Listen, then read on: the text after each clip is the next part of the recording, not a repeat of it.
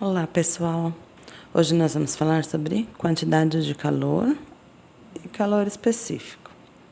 Bom, vamos lá. Começando aqui na página 244 do livro didático, vamos começar por uma situação. Então, eu tenho aqui, Reginaldo colocou 2 panelas sobre chamas iguais de um fogão. Em uma das panelas, ele colocou 1 litro de água e na outra, 2 litros. Ambas a mesma temperatura. Qual das panelas de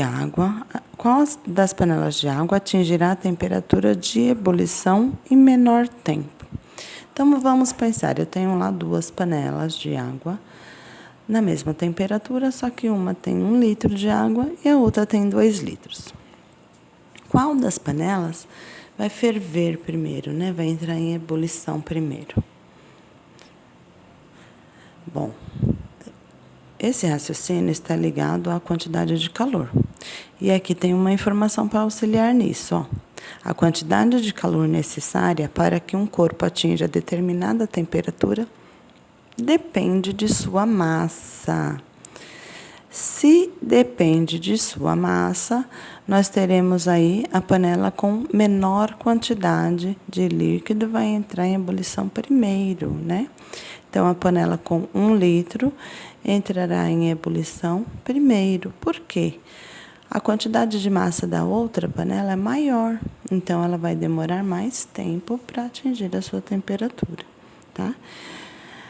A quantidade de calor recebida ou cedida por um corpo é representada pela letra Q maiúscula. Sua unidade de medida, lá no sistema internacional, é o joule. Então, a gente usa o J no final da expressão. Porém, outra unidade de medida bastante utilizada e bastante conhecida é a caloria.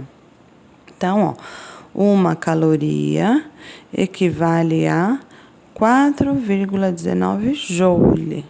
Guardem essa informação que depois vocês vão precisar para fazer atividade, tá? Então, uma caloria equivale a 4,19 joule. Nos alimentos, caloria é a quantidade de energia que eles fornecem ao nosso organismo quando são ingeridos. Quilocaloria, ou kcal, né? Kcal, é um múltiplo de caloria e equivale a 1.000 calorias. Também é possível observar o termo cal, com C maiúsculo, que equivale a 1.000 calorias. Então, tanto kcal quanto cal com maiúsculo equivale a 1.000 calorias. Essas informações sempre vêm nos rótulos dos alimentos, informando, junto com seus valores nutricional, vem a caloria desse alimento. Mas qual a necessidade disso? Bom, quando dizemos que um alimento é calórico ou energético, estamos nos referindo à quantidade à capacidade que ele tem de liberar energia química. Então, essa liberação de energia é muito importante. Os alimentos mais energéticos são as gorduras, que em 1 grama libera 9 kcal de energia. Carboidratos e proteínas, em 1 grama, libera 4 kcal de energia para o nosso organismo. Essa energia que nós ingerimos através dos alimentos, parte dela é utilizada nas necessidades diárias, como nas funções vitais, né? Movimentar o corpo, respirar, enfim.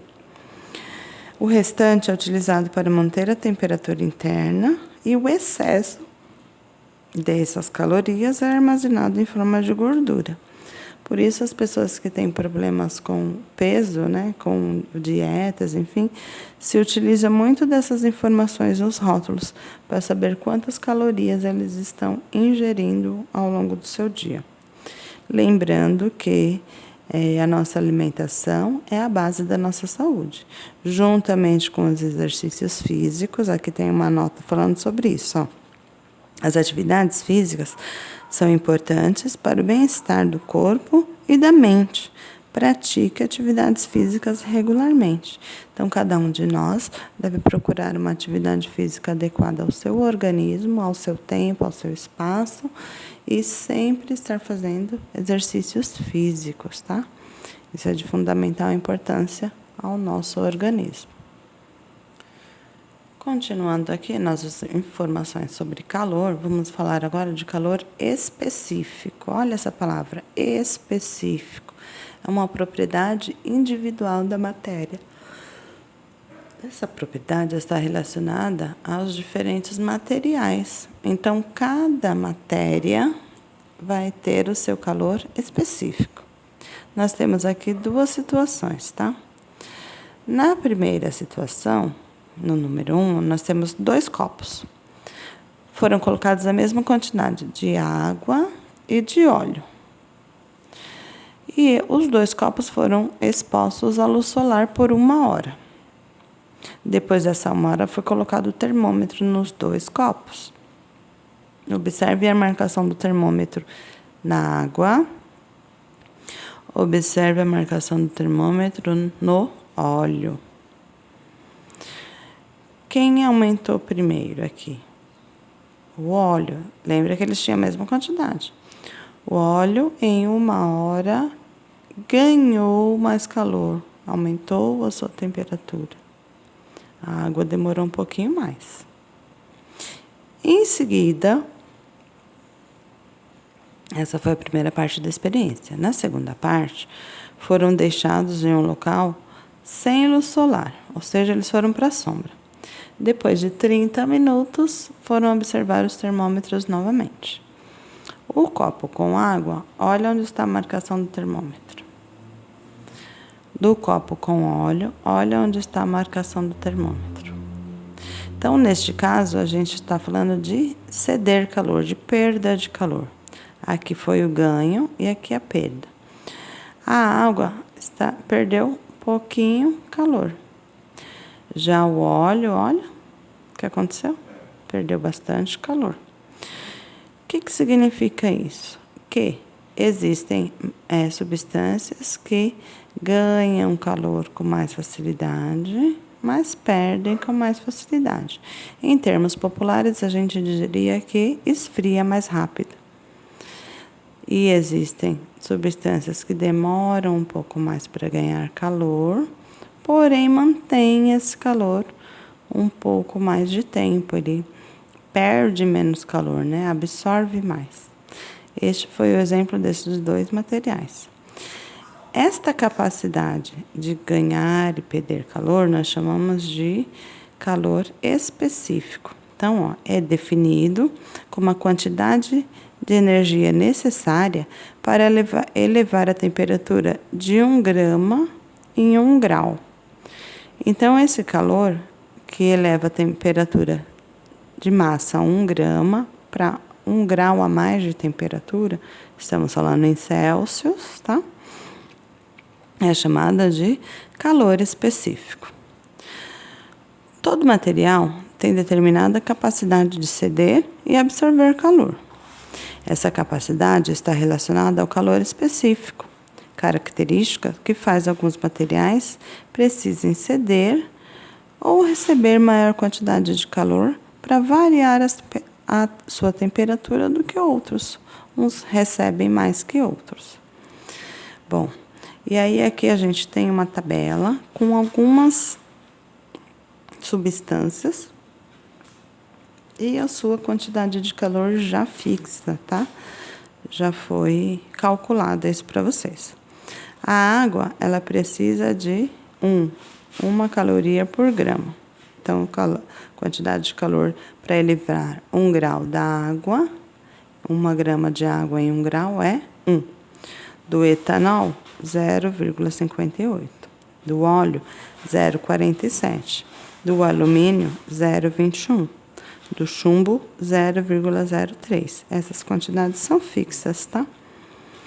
Como que eu vou calcular isso, professora? Então, aqui eu tenho uma fórmula para vocês. Onde Q maiúsculo significa quantidade de calor, M, massa, C, calor específico. E ΔT, variação de temperatura. Então, o probleminha vai dar algumas informações para vocês. Outras vocês terão que verificar na tabela ou em alguma outra fonte de pesquisa. Mas, normalmente, na questão que eu passar para vocês, vai ter as informações. O que você vai fazer? As multiplicações. Então, aqui só envolve multiplicação. Você vai multiplicar a massa pelo calor específico e pela variação de temperatura. Então, na página seguinte, tem um exercício para a gente estar resolvendo. Olha ele aqui. Considere que na situação do início da página anterior, foram utilizados 200 gramas de água e 200 gramas de óleo. Qual a quantidade de calor necessária para elevar em 5 graus a temperatura desses materiais? Então, eu vou calcular isso aqui.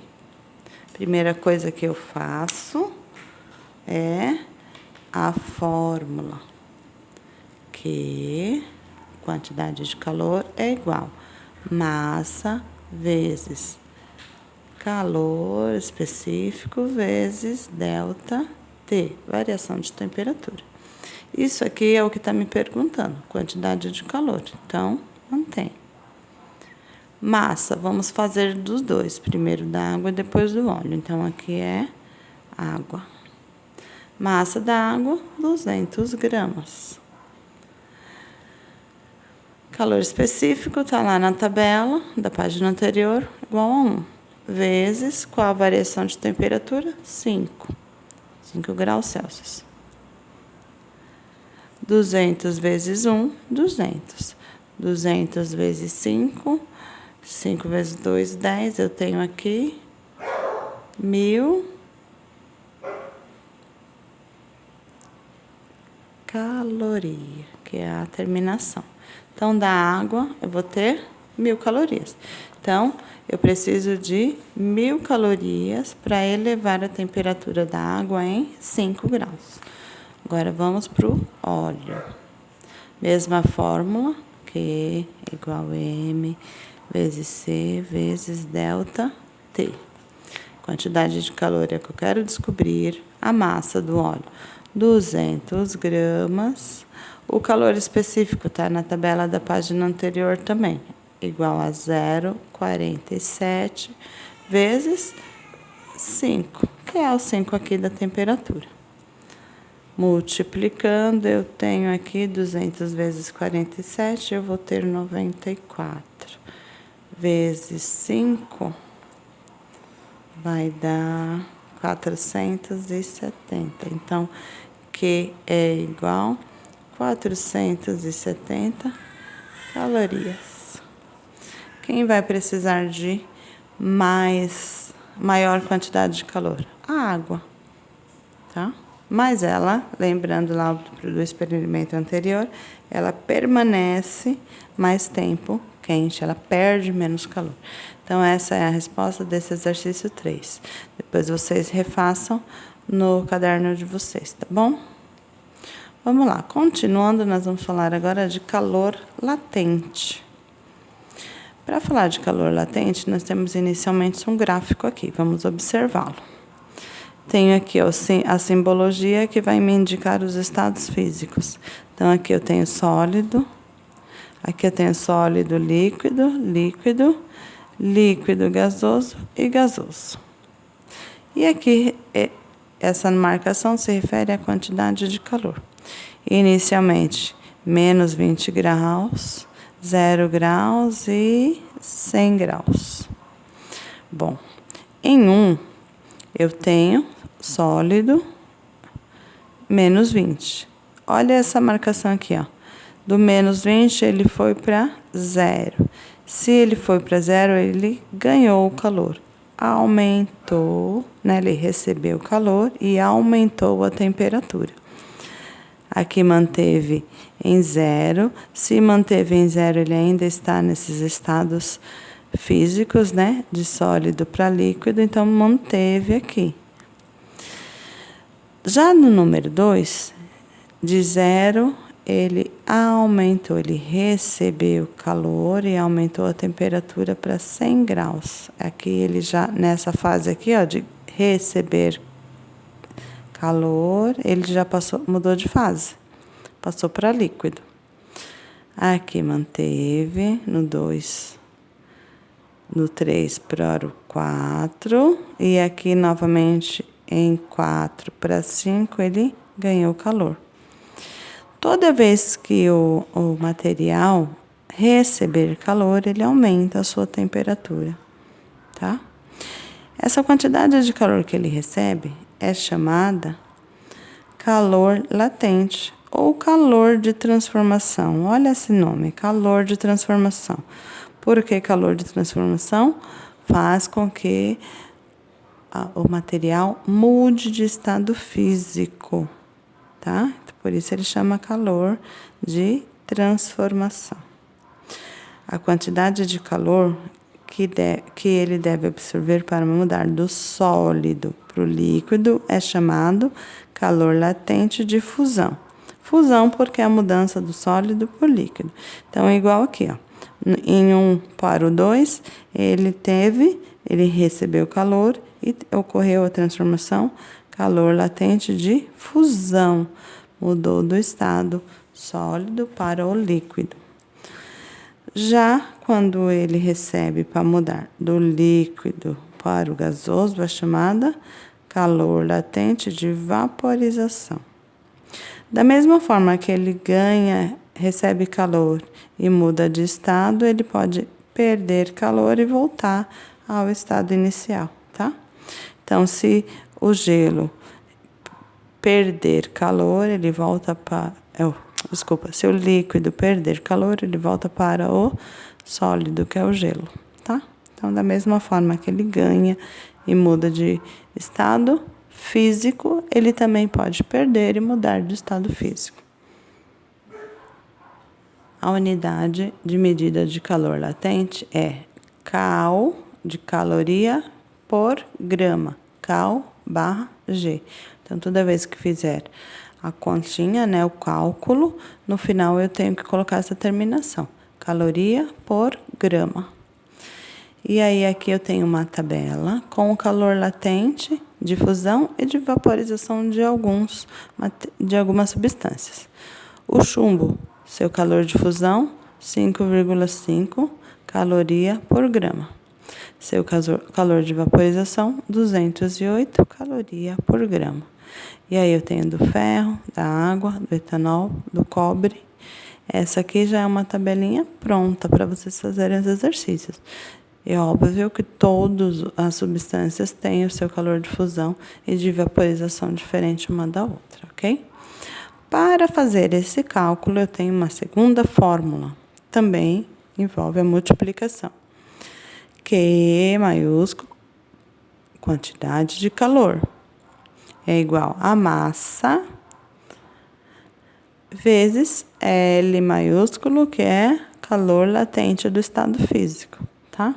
Então, observe essa fórmula que nós vamos usar mais para frente para fazer alguns exercícios. Então, nós temos duas fórmulas diferentes. A fórmula do calor específico e a fórmula do calor latente, ok? Espero que vocês tenham entendido. Nossa próxima aula teremos exercícios para fazer sobre isso, tá bom?